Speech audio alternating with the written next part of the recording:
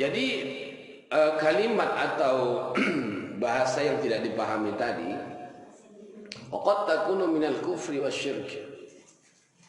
Itu bisa saja isinya itu kekufuran atau kesyirikan.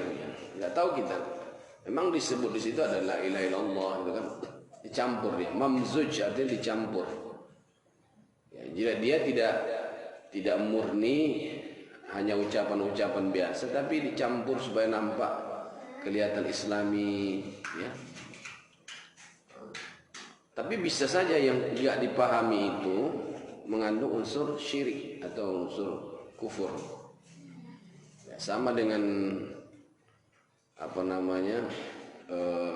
raja-raja yang ditulis yang dengan bahasa Arab kemudian dicampur dengan ayat Quran, tapi ada nama-nama atau bahasa yang kita nggak tahu itu apa. Dilihat di kamus pun nggak ada. Nah, ini yang takut kita. Jadi ada dulu seorang kiai, ya, di Jawa. Beliau pernah kita undang dulu ke Medan. Dia mantan pemasang susuk dan jimat, ya. Dia seorang kiai punya pondok pesantren. Jadi waktu itu dia cerita ketika dia mengamalkan, amalan dia itu adalah Asmaul Husna. Tapi di dalam bacaan-bacaan Al Asmaul Husna itu ada satu kalimat yang dia nggak paham gitu. Jadi nggak murni semuanya Asmaul Husna. Ada diselipkan nama atau bahasa yang nggak dipahami. Itulah yang diamalkan. Jadi kalau menurut dia ketika dibacanya itu akan datang satu sosok makhluk yang akan berkhidmah, ya, yang akan membantu dia sebagai khodam. Apapun yang dia lakukan, dia siap membantu. Berarti kan amalan itu walaupun mengatasnamakan Asmaul Husna, tapi ternyata ada nama atau kata-kata yang diselipkan di situ. Nah, dia khawatirkan itu adalah nama jin, setannya kan. Jadi akhirnya beliau ini waktu itu diruqyah, dan disitulah terbongkar bahwa ternyata amalan-amalan beliau selama ini yang menyebabkan dia memiliki kelebihan dalam tanda petik gitu, sehingga bisa memasang jimat, susuk dan sebagainya. Nah, kalau kalimat-kalimat yang seperti itu dikhawatirkan mengandung unsur syirik dan kekufuran, fa innaha mamnu'ah, maka ruqyah yang seperti ini mamnu'. Ya, mamnu' artinya nggak boleh, dilarang. Nggak boleh dilakukan, artinya dilarang. Kenapa? Karena bisa saja ya yang dibaca itu adalah setan yang kemudian dipanggil dengan cara seperti itu. Atau berbentuk air, ba'da an yudha fi awanin, setelah diletakkan di dalam bejana, di dalam gelas atau piring atau mangkuk. Kutiba 'alaiha ba'dul kalam, ditulis di atasnya kata-kata atau kalimat. Awdi'a fiha al-awraq allati kutiba 'alaiha kalam wa tilasman, atau ditulis di atasnya itu kata-kata atau namanya atau yang disebut dengan tilasm. Tilasm itu adalah seperti raja-raja itu. Nah, kemudian direndam, dilarutkan ke dalam air, kemudian diminum. Fa innaha min amali syaitan, ya kata beliau itu adalah salah satu perbuatan syaitan, ya. Nah, jadi yang seperti inilah yang kita khawatirkan. Jadi ini namanya ruqyah juga, gitu kan.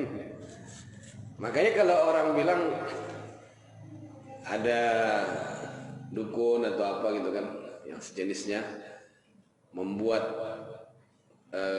di kartu namanya atau di pelang ini ruqyah, nggak bisa disalahkan, ya ruqyah juga gitu. Dulu ada majalah misteri, pernah lihat? Di situ kita lihat semua iklannya iklan perdukunan semua. Tapi sering kita lihat salah satu dari mereka itu mengatakan melayani ruqyah katanya.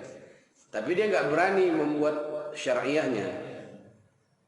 Dia hanya menyebutkan melayani ruqyah. Kalau ruqyah umum, mau ruqyah syariah, mau ruqyah syirkiyah, mau ruqyah yang mengandung unsur syirik, ya, kufur dan sebagainya, ruqyah juga. Makanya di dalam hadis apa itu, inna ruqa wat tamaima wat tiwalata syirkun, ya kan? Sesungguhnya ruqyah, kemudian apa, jimat, pelet itu syirik. Nah, di situ disebutkan ruqa, ya kan? Ruqyah. Jadi ruqyah yang dimaksud di situ ruqyah syirkiyah, ruqyah yang mengandung unsur syirik. Jadi ruqyah syariah itu adalah makana minal adiyatil masyru'ah awil ayatil qur'aniyah. Jadi doa-doa al-maksurat, ya, zikir-zikir yang maksur. Maksur artinya yang diajarkan oleh Rasulullah, dan juga ayat-ayat Quran.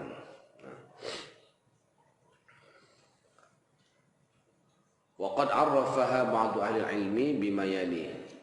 Sebagian ulama mendefinisikan ruqyah sebagai berikut. Pertama, Syamsul Haqqil Azim Abadi, ya, dalam kitabnya Aunul Ma'bud, ya, syarah dari Sunan Abi Dawud. Dia katakan apa? Ar-ruqyah hiya al-'udzah bi dhammil 'ain. Ruqyah adalah al-'udzah dengan mendhammahkan huruf ain. Jadi 'udzah bukan 'auzah, ya. Apa yang dimaksud ruqyah? Ma yurqa bihi minad du'a li talab syifa. Sesuatu yang dibacakan berupa doa-doa untuk mendapatkan kesembuhan. Qala Syekhul Islam Ibnu Taimiyah, ar-ruqa bi ma'na ta'wiz. Kata Ibnu Taimiyah, ruqyah adalah ta'wiz, ya, doa perlindungan atau bacaan perlindungan. Wa huwa min anwa'id du'a. Ya, dia termasuk bagian dari doa. Kemudian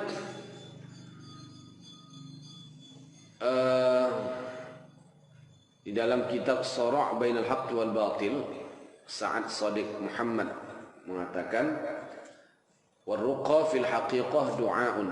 Ya, ruqyah itu pada hakikatnya adalah doa.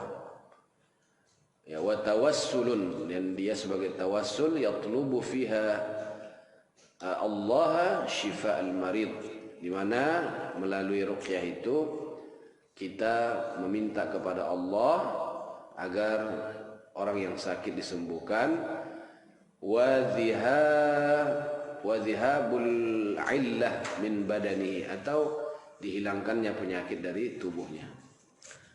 Nah, itulah yang dimaksud dengan ruqyah menurut para ulama. Ada sebenarnya definisi ruqyah yang lengkap yang disebutkan oleh Syekh Muhammad Yusuf Al-Jurani, ya. Nah, itu silakan nanti dirujuk di dalam kitab fikih ruqyah juga ada.